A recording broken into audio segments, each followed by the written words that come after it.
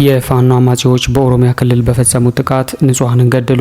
ሆሮ ጉዱሩ ወለጋ ዞን አሙሩ ወረዳ አገምሳ ከተማና በዙሪያ ባሉ መንደሮች ውስጥ በፋኖ ታጣቂዎች ተፈጽሟል በተባለ ጥቃት 2 ንጹሃንን ጨምሮ 11 ሰዎች መገደላቸውን ነዋሪዎች እንዲሁም የዞኑ አስተዳዳሪ ተናግረዋል።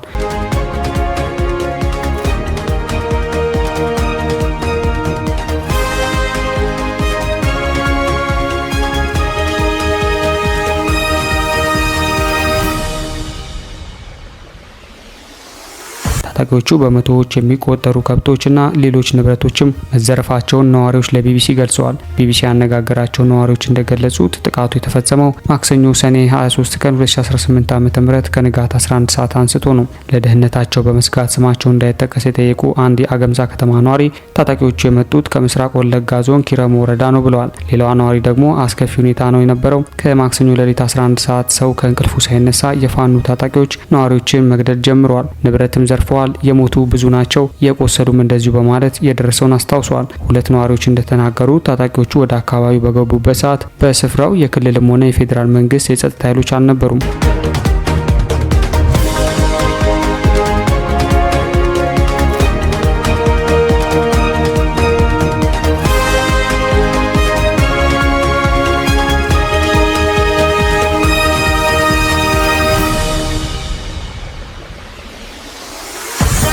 ጥቃቱ የተፈጸመው በአካባቢው የነበረው መከላከያ ሰራዊት አባላት ከአካባቢው ከወጡ ከቀናት በኋላ ነው። ነዋሪዋ የሀገር መከላከያ ነበሩ፣ እነሱ ምክንያቱን አናውቅም፣ ከወጡ ከ2 ቀናት በኋላም ታጣቂዎቹ ገቡብን፣ ከጥቃቱ በኋላ ግን መከላከያ ወደ ካምፑ ተመልሷል። ሌላ ነዋሪ በበኩላቸውም የፌዴራል ኃይሎች እንዳልነበሩና ሚሊሻ እንደነበረ በመናገር ነገር ግን እንዳልነቃባቸው ነው። ዝም ብሎ በድንገት ገብቶ ህዝቡ ከእንቅልፉ ሳይነቃ ከተማ ውስጥ ያለ ከብት፣ በግ፣ ፍየል አንድ ሳይቀር የሰው ቤት ሰብረው ይዘው እንደወጡ ነው የሚናገሩት። 400 ገደማ ከብቶች መወሰዳቸውን የሚናገሩት እኚህ ነዋሪ መደብሮች ጭምር መዘረፋቸውን ለቢቢሲ ተናግረዋል። ሌላኛው ነዋሪ ደግሞ ከብት አልቀረም፣ ፍየልም አልቀረም፣ ያስቀሩት ምንም ነገር የለም፣ የምንሸሸግበት ቦታ ሁሉ አልነበረንም፣ አሁን ራሱ አስጊ ሁኔታ ውስጥ ነው ያለ ነው ብለዋል። እንደ ነዋሪዎቹ ገለጻ በጥቃቱ ንጹሃን ነዋሪዎችና የአካባቢው ሚሊሻ አባላት ተገድለዋል። አንድ ነዋሪ 11 ሰዎች መገደላቸውንና 17 ሰዎች መቁሰላቸውን ነው የሚናገረው። ከተገደሉት መካከል 2 ሲቪል ሰዎች፣ የቀሩት ደግሞ የሚሊሻ አባላት እንደሆኑ አብራርተዋል። ሌላ ነዋሪ በበኩላቸው ከሟቾቹ ውስጥ የማውቃቸው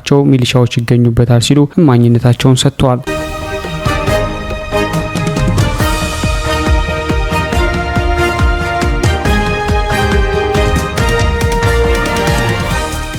ጥቃቱ እስከ ረፋት 5 ሰዓት ድረስ ቀጥሎ እንደነበር የገለጹት አንድ ነዋሪ የጸጥታ ኃይሎች የደረሱት ሚሊሻዎቹ ከሞቱ በኋላ መሆኑን ተናግረዋል። ባለፈው ሳምንት በዚሁ አካባቢና በሌሎችም ኦሮሚያ ክልል ግጭቶች ዙሪያ አስተያየታቸውን ለዶቼ ቬሌ የሰጡት የኦሮሚያ ክልል ኮሚኒኬሽን ቢሮ ኃላፊ አቶ ኃይሉ አዱኛ የተቀናጁ ያሏቸውን የተለያዩ ስያሜ ያላቸውን ታጣቂዎች አካባቢ ላይ ተደጋጋሚ ጥቃት እያደረሱ ነው ብለዋል። ኃላፊው ድምጹ ያሉት ኃይል በተለይም ደግሞ ፋኖና ሸኔ በምስራቅ ወለጋና ሆሮ ጉዱሩ ወለጋ ዞኖች አካባቢ ፍላጎታቸውን በኃይል ለማሳካት ተንቀሳቅሷል በማለት ታጣቂ አማጺያኑን በንጹሃን ላይ ጥቃት በማሳረፍም ከሷል። አቶ ኃይሉ ፍላጎታቸውን በመንግስት ጸጥታ ኃይሎች መገታቱን ነው የሚናገሩት።